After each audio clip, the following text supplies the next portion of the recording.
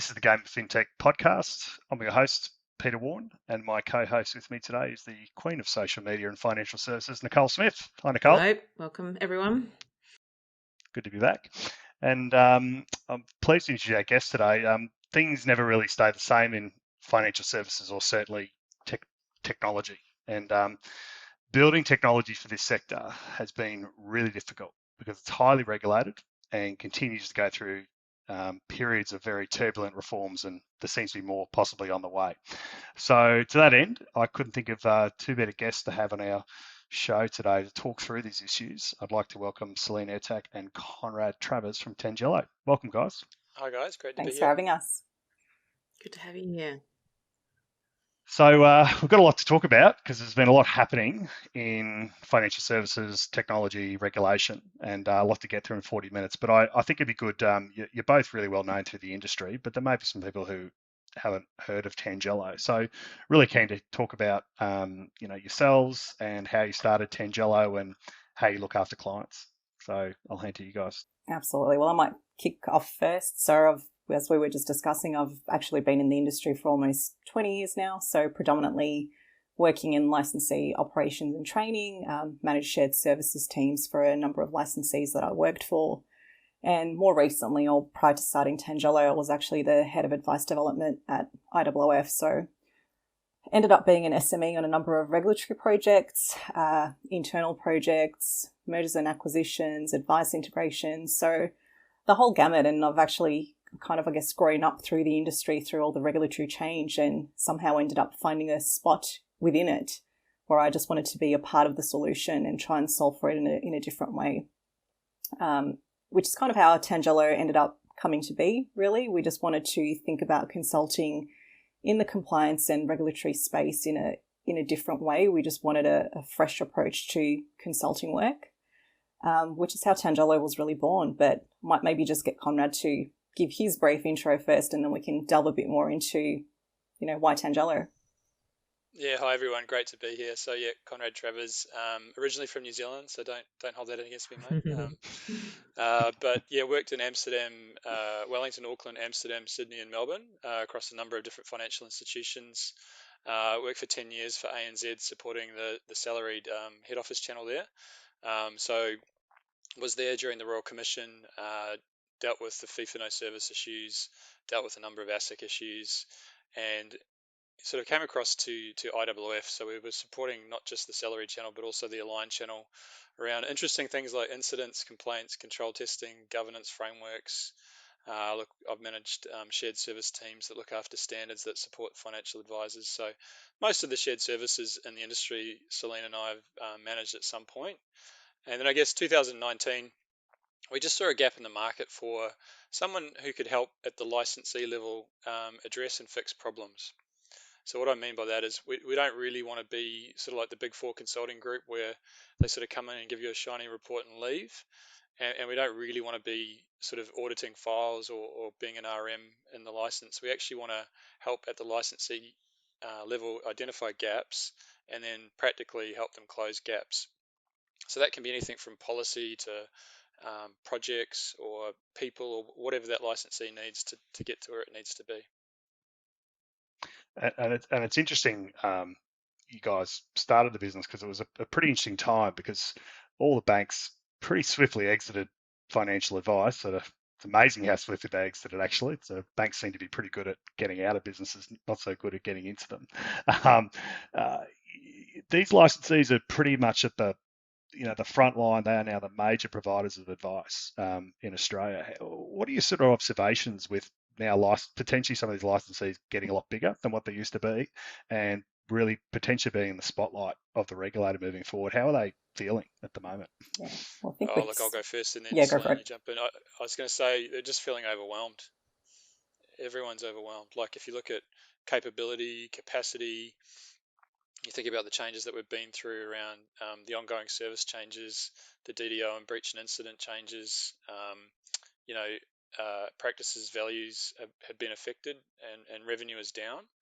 And people are looking for solutions because the regulatory environment that we're living in with, 7 different regulators and mountains of reg guides that are not being read, SOAs that are not being read. Like it really is a little bit too hard for the average financial advisor to know simply like, what do I need to do to establish best interests and have a great conversation with a client. So I think it's encouraging with the quality advice review, and I know we'll speak about that later, that the government is taking that seriously, because I think we've gone too far one way.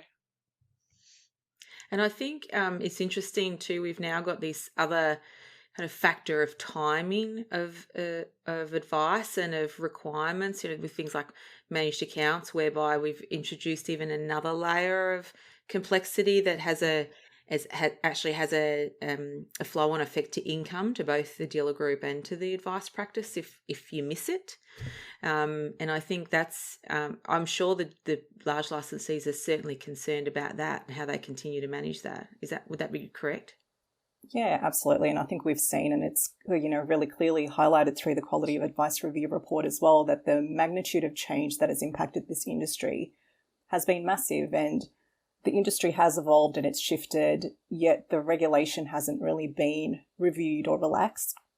Even things around best interest duty, I mean, that kind of came in to offset a lot of the requirements that were previously in place, but those things haven't necessarily been stripped back. So it's just become layer upon layer upon layer of regulation, overthrown with, what needs to happen at a licensee level. So some of these licensees are getting bigger and therefore their business is getting more complex. So therefore they need to scale for that complexity in the business, which means that they then themselves put in place additional risk measures and controls, which again just makes it kind of not really workable in a practical sense, but you need to have those governance structures in place to protect the X number of advisors that are operating on your license.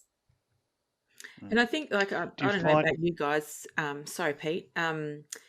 The whole interpretation issue is, I kind of feel at the core of it, that you get why the big dealer groups, the big licensees do this, because they have various people that interpret ASIC legislation specific ways, and they've got a lot of people that they need to protect.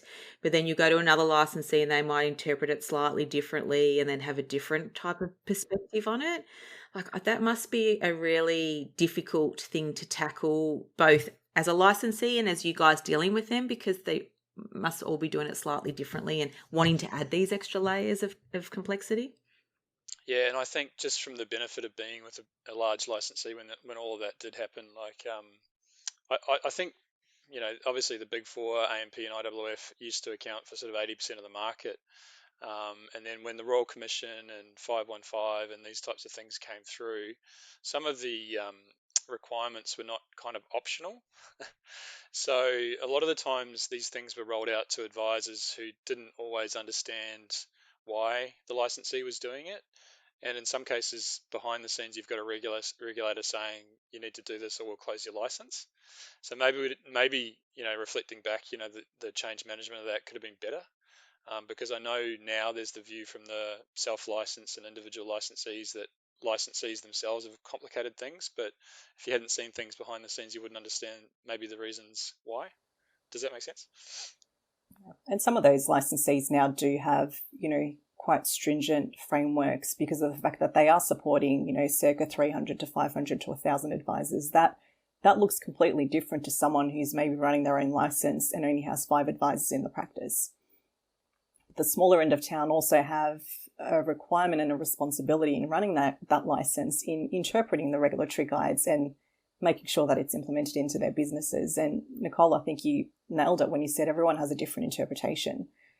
And that's part of the problem that we see, is that it is very open to interpretation, even when we're dealing with, licensee clients or their legal teams. Everyone does have a slightly different interpretation of it. So it makes it really difficult to have a standardized approach across the industry. Do you, I guess, you've worked with a broad section of licensees. I mean, I guess there's always been some criticism that licensees are often doing the same things replicated across the industry. Are you sensing that there's an opportunity for better cooperation between licensees to potentially standardise share some resources, rather than reinventing the wheel every time? Is that a reality that could happen? Absolutely. Like if you look at it, we've gone from 29,000 advisors to I think 17,000, and I think that's going to go further down with the FASTIA changes and things like that. But if you look at that and say, well, how many licensees? I think there's around 2,500, something like that, licensees, but 80% of them have less than 5 advisors. So you think about the long tail of that, and you think about how we could be better lined up as an industry if we would share resources better. For me, a cybersecurity policy is a cybersecurity policy. Like, why don't we have one across the industry? And a file note template or even an SOA template. Like, I think we think SOA templates are differentiating, but you talk to clients, they're not reading them. So, like, why can't we as an industry kind of try and get together and share that in a better way where it doesn't differentiate the proposition, would be my comment. And because I think you're seeing this move from big licensees to self-licensing purely to get away from this interpretation versus the need to give to improve the value of advice or improve the value of their service delivery. And so it's like, well, if you could just remove that need for someone to get their own license because they're sort of running away from this over complexity, well, then that could free up time and resources and all the rest of it for people, practitioners, to focus on delivering advice, which a lot of them just want to do that versus running the complexity of their own license and business as well. That's where it also leads to a number of efficiencies in the industry as well. I mean, if we can't even get the hygiene factors right and consistent across the industry, Peter, in your world of technology, it would be impossible to try and have a systematized process when we can't even fundamentally agree on the hygiene factors that should, be across the industry, whether it's around, regulatory interpretation or policy or advice templates. Yeah. I think that's not a bad segue to the quality